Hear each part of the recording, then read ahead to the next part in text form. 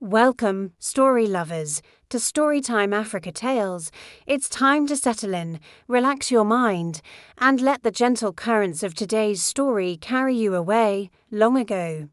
When the rivers still spoke to the moon and the trees listened to every secret, there lived a small fish named Zephyr in the wide brown waters of the River Kodda.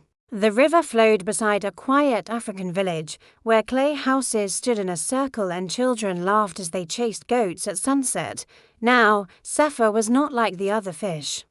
While they were content swimming between the cool reeds and smooth stones, Zephyr often rose to the surface, his eyes fixed on the world beyond the riverbank. He watched women pounding fufu under the shade of mighty baobab trees, farmers returning from their fields with hoes resting on their shoulders, and children walking so proudly onto feet.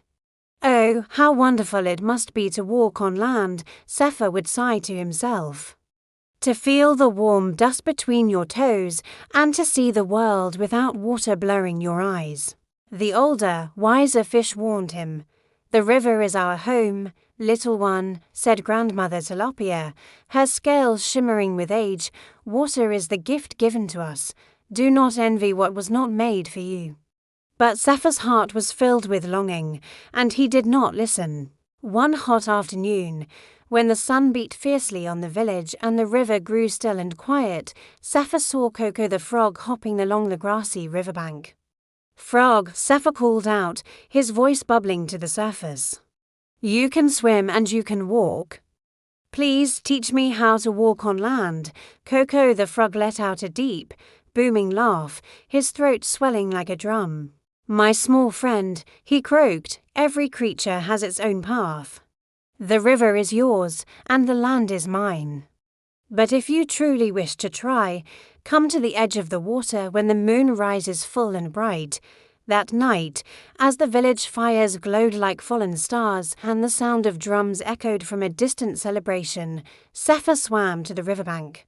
His heart thumped with excitement and fear. With great effort, he flapped his fins against the soft mud and pushed his body onto the shore. At first, Zephyr felt a surge of pride. "I am on land," he thought, wiggling with delight, but his joy was short-lived. Soon, the mud began to dry on his skin, making it tight and uncomfortable.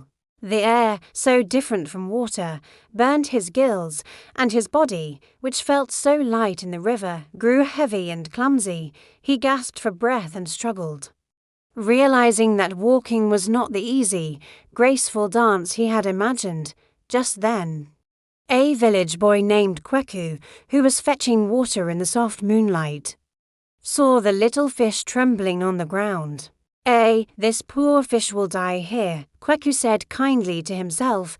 He gently scooped Zephyr up with his calabash, the water inside feeling like a miracle, and returned him to the cool embrace of the river.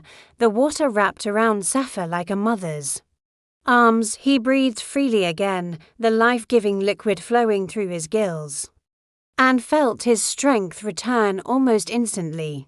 Ashamed but much wiser, Zephyr swam back to his friends in the deeper water.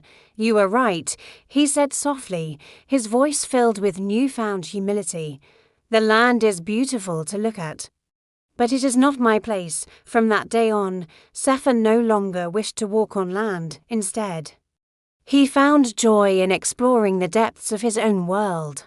He discovered hidden caves lined with sparkling crystals, listened to the songs of the reeds as the current swayed them, and visited wondrous places no walking creature would ever see. And so, the river people say, the fish that understands its water lives long, but the one that envies the land forgets how to breathe.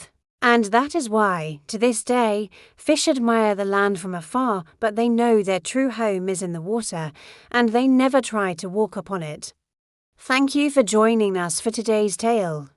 We hope it brought a little bit of magic to your day. Don't forget to like and subscribe for more stories from the heart of Africa. Until next time, farewell.